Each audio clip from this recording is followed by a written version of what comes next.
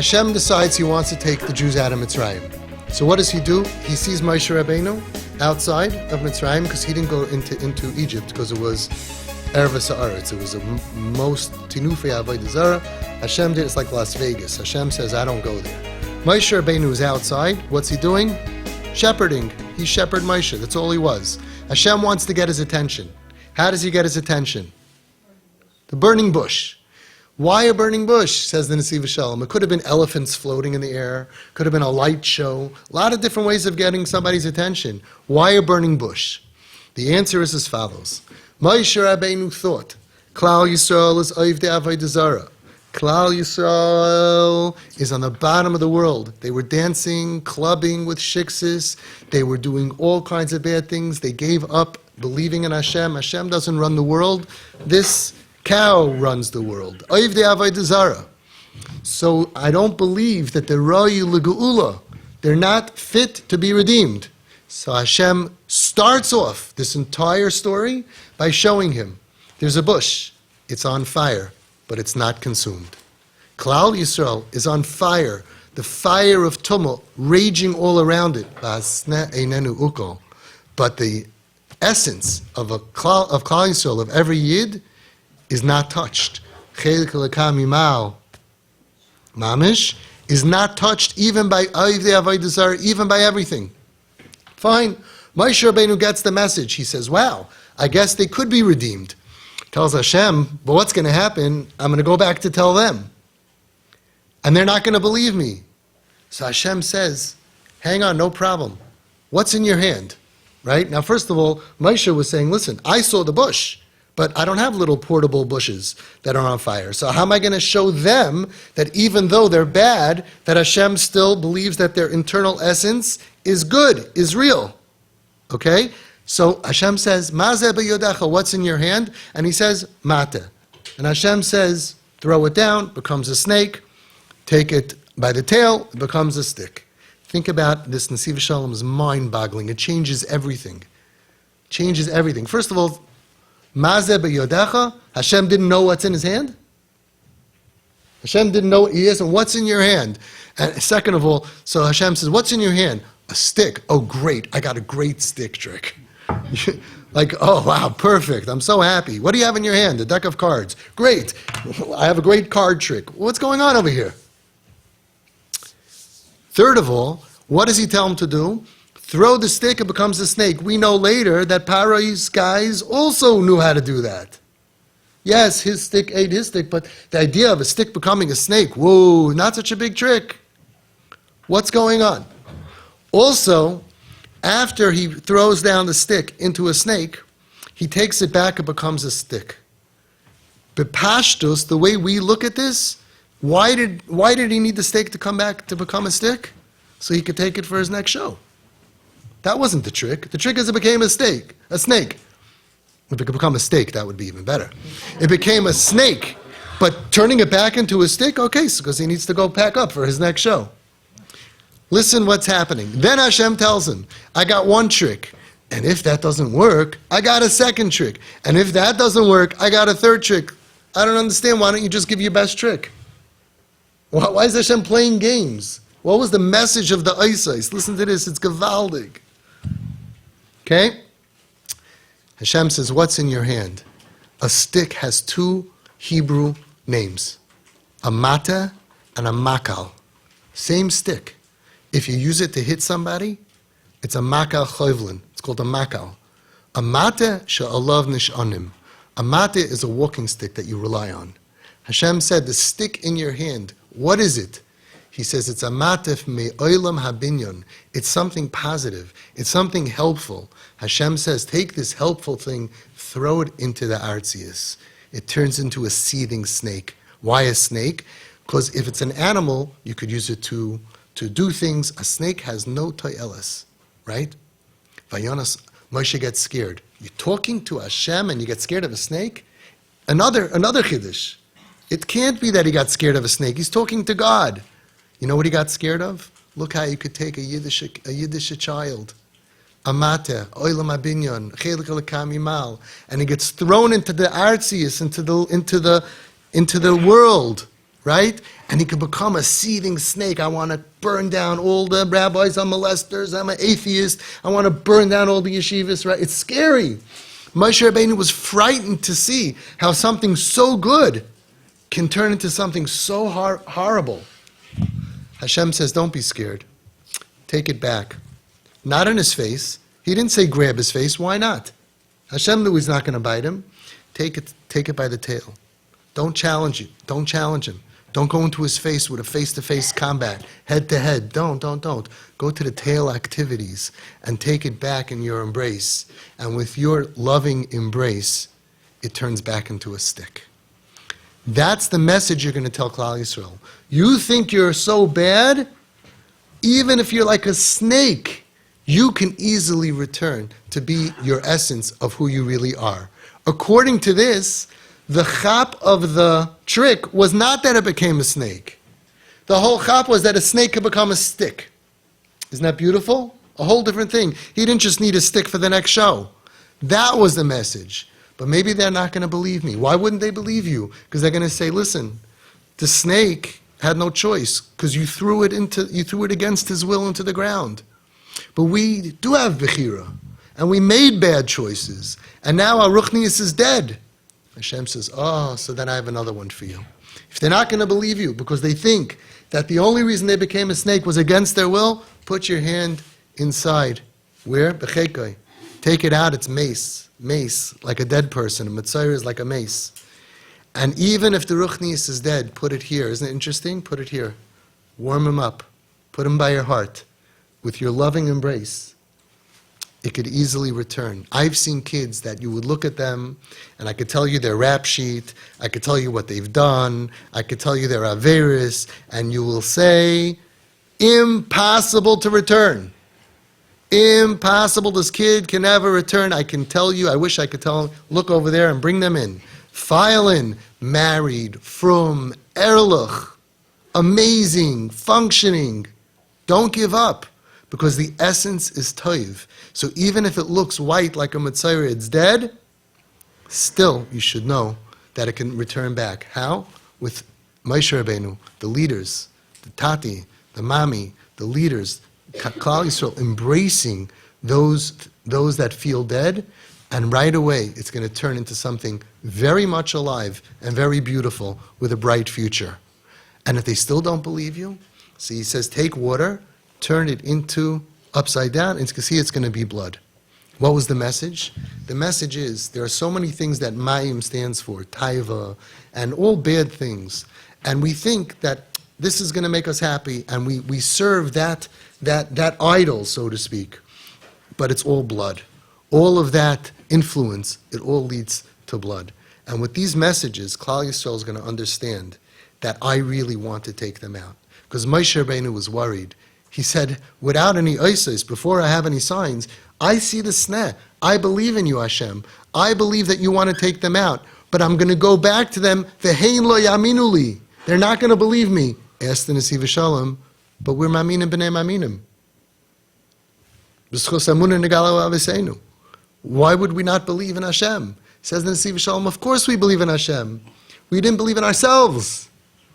Moshe Rabbeinu comes and says, listen everybody, they're in the middle of Avdei Avodah Zarah, in the middle of serving of idols, and Hashem wants you. V'hein lo yaminu li. They're going to say, me? Imagine Friday night, Moshe Rabbeinu, Eliyahu Hanavi gets off of his white donkey in Manhattan by a club. Goes upstairs and he sees Nebuch Yiddish Kinderlach over there.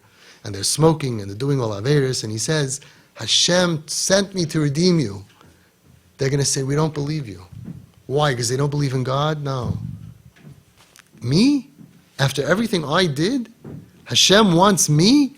Impossible. V'hein lo yaminu li. Not because they didn't believe in God, they didn't believe in themselves. So Hashem says, I'm going to give you these isis to show them that they should believe in themselves. That even though they're a snake, they're acting like a snake. Just by being embraced, their essence is toiv. They come from the olam habinyan. Even though they feel like a mitzayra, with the right embrace and acceptance, they can turn vishav, and they're going to be able to return and to be something so beautiful. That was the message. Kids today, they don't believe in themselves. They don't believe that Hashem still wants them. And this answers another question. Hashem tells Moshe Rabbeinu in the beginning, go to Paroi and tell him, B'ni, B'chayri, Yisrael. Firstborn. Lashon Ahava and Chiba. Frekt in the Siva Shalom, I don't understand. Why did Hashem call us such a lashon, such a language of love? I love you so much. Tell Paroi, do you know who you're messing with? My firstborn. You're messing with my first beloved, my first child who I love so much. Why? We were on the Mem Tashari Tumah. Exactly. Hashem didn't say B'ni B'chayri Yisrael by Matan Torah. Hashem didn't say B'ni B'chayri Yisrael when we were doing okay. He said specifically on Mem Tashari Tumah to teach us that we are B'ni B'chayri Yisrael, even in the lowest level. We have to believe in ourselves, in our essence, that we are really toiv. We struggle. Sheva yipel tzadik v'kam. We struggle, but we have to get up. The problem is when we stop believing in ourselves. It says in the Siva Shalom, it's so beautiful. B'ni b'chayri Yisrael, Hashem said when we were on the Mem Tashari Tumah. And the Medrash asks, I have a question for you. Hashem has two b'chayrim. B'ni b'chayri Yisrael, but there's another b'char. Angels are called B'nei Elikim. Two children, two banim. B'nei Elikim are angels. And really, who was created first? Angels. Which one does Hashem love more? Does Hashem love more? Medrash asks, the B'nei Elikim or the banim atem l'Hashem Elikechem? Who does Hashem love more? The angels? They get 100 on everything. They never mess up. No egel, no lashon hara, no chorban bayis rishain, no chet, no slach lanu, nothing. Or, Banim Atam Hashem Lekechem. Do you know how much sin and pain that we caused Hashem, how much confusion and darkness, and yet the Medrash says, I don't know which one Hashem loves more, Banim Atam Hashem Lekechem, Klal Yisrael, or B'nei Elikim. And for the Medrash answers, Rabbi Yossi says, because it says B'ni B'chayri Yisrael on Klal Yisrael, that's a lashon of love, ahava, v'chiba. You are my firstborn, even though he created angels first. To show us that Hashem loves us with all of our dysfunction. He loves us more than heavenly angels. Isn't that beautiful? And that's why he chose to say that when we were on the depths of the lowest of the low. Because we need to know and to remember, to remind ourselves. And that's why every mitzvah, Zeichel Yetzias Mitzrayim, Zeichel Yetzias Mitzrayim, Shema, talk about Mitzrayim, Mitzrayim, Mitzrayim. It's a message for us now. That no matter where we are, you shouldn't let the Yetzer Hara convince you even for 1 millisecond that he's not waiting for you and that you can't return. How many kids told me, after what I did, forget it, it's impossible. It's not true. That's the Yetzer Hara. That's the worst Yetzer Hara. First, the Yetzer Hara makes you fall. And then all of a sudden he turns into a Rebbe and he starts saying, oh, you're so terrible. It's also the Yetzer Hara. Says the Nesiv Shalom, when you do a cheshbon hanefesh, shivrain halev shel ish Yehudi, the broken heart of a Jewish person that comes machmas goydel hachet because of the tremendous sin, needs to come tzarech shetehei me'olam habinyon, always from the world of construction, v'loy me'olam hachurban sheyigram lo yish va'atzos chas v'shalom. And not from the world of destruction that'll cause Yush to give up and Atzvus and depression. Like the famous mimer that we know, that the Yetzer Hara cares more about the depression after the Aveira than the Aveira himself. So that's what he's saying. Shiver and Alev, a person is brokenhearted. So what happens? He sits down to do a cheshbon hanefesh. He wants to go ahead and take stock of his life. The Yetzer Hara says, uh-oh, bad for business. He starts thinking, wow, that was really bad, I'm so low. Bad for business. He's going to get up. He's going to make a Kabbalah. He's going to try to, what am I going to do? What am I going to do? So the Yetzer Hara says, you know what I'm going to do? I'm going to add weight onto it. Yeah, what you did, that's terrible. There's no coming back. You're never going to change. Why make a Kabbalah? You already made 100 Kabbalahs before. You're never going to get any better. The Yetzer Hara jumps on with a big white beard, right? Trying to convince you now as in the voice of the Yetzer Tov. You're so horrible, you're so bad. And we think that that's part of feeling the right feeling about our chet. There's a certain amount of shiver and alev, but even that has to be from olam habinyon. When you finish your session, you have to be stronger, not weaker. Because if we're weaker, the Yetzer Hara wins. Another Nesiv Shalom that comes to mind, he says, very interesting. If you look at the calendar, I'm adding a little bit to what I believe he means. If you look at the calendar, comes Yom Kippur, you're going to look back. You're going to see dot, sin, sin, stains here and there. Those stains can be removed. We have a miracle stain remover called Yom Kippur. Ki b'yom hazeh yichaper aleichem l'taher eschem mikol chateiseichem. Hashem says, I know you're going to sin. I created a day for a spiritual car wash that's going to make your car brand new. There's no stain that I can't take care of. But the Yetzer Hara knows if I'm just going to have sins, whenever it is, every 7 hours, every 12 days, whatever it is, and it's just isolated, but the rest of my Torah and my Avodas Hashem is on a high level like a tzaddik, so then what's going to happen? I'm going to be a tzaddik a whole year, and I'm going to get stain remover on Yom Kippur, and I'm going to be a great guy. So the Yetzer Hara wants to kill us. So after the sin, he tells us, you can't daven. Hashem doesn't want to hear from you. You can't learn. So it says in the Nesiv Shalom, the problem with the sin, problem with the Yetzer Hara, is that he lowers your whole level of doing good. Forget about the bad. When you do good, you're not doing good. When you're doing good, how come you don't daven like Reb Chaim Kanievsky? How come you don't daven like the Gadol Adar? Why don't you daven like you davened after Yom Kippur? Because of your sin. That's a trick of the Yetzer Hara. Not only he gave you sin, but he ruined your Shacharis, your Mariv, your Mitzvahs, your Ma'asim Tovim, because we feel like a hypocrite.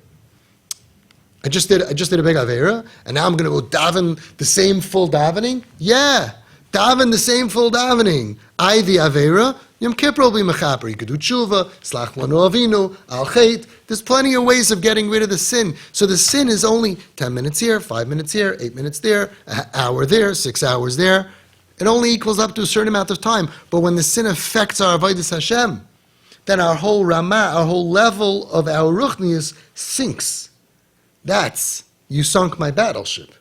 That's the trick of the Yetzer Hara. That's much more devastating than all of the Averis, because the Averis you can delete. But how can you delete the time that we waste? How can we delete the tefillas that we did shvach? How can we delete that?